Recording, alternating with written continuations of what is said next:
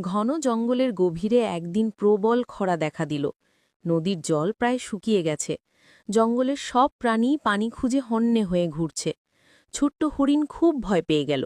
সে জানত পানি ছাড়া বেশিক্ষণ টিকে থাকা কঠিন। তাই সে জঙ্গলের বড় ও বুদ্ধিমান প্রাণীদের কাছে সাহায্য চাইতে বের হল। সবচেয়ে আগে সে গিয়ে পড়ল হাতিমামার কাছে।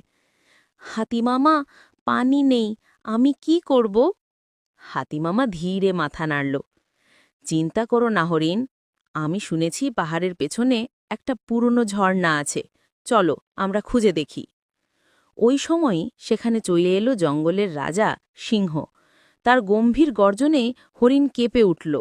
কিন্তু সিংহ বলল, আমি জানি এখন সবাই বিপদে আছে, তাই আজ শিকার নয়, আজ সবাইকে বাঁচানোর দিন। তোমরা ঝর্ণা খুঁজতে যাচ্ছ, আমি আসছি সঙ্গে। তিনজন মিলেই বের হল। উঁচু পাহাড়, কাঁটা ঝোপ, রোদের তাপ সব কিছু পেরিয়ে তারা চলতে লাগল। অনেকক্ষণ পর পাহাড়ের গা বেয়ে নামতেই তারা শুনল ঝিঝি করে পানি পড়ার শব্দ। ঝর্ণা আবার একটু একটু করে বয়ে উঠছে। হাতিমামা তার বড় সুর দিয়ে পথ পরিষ্কার করে দিল। সিংহ পাহারা দিল যাতে কেউ হরিণ আক্রমণ করতে না পারে। আর হরিণ প্রথমবারের মতো ঠান্ডা জল খেল।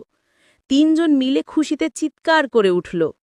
সেদিন থেকে জম্বলে নতুন একটা নিয়ম হল, বিপদের দিনে সবাই একসাথে থাকবে, কেউ কাউকে ছেড়ে দেবে না। ছোট্ট হরিণ বুঝে গেল, শক্তি শুধু সিংহের গর্জনে নয়, একসাথে থাকার মধ্যেই সত্যিকারের সাহস।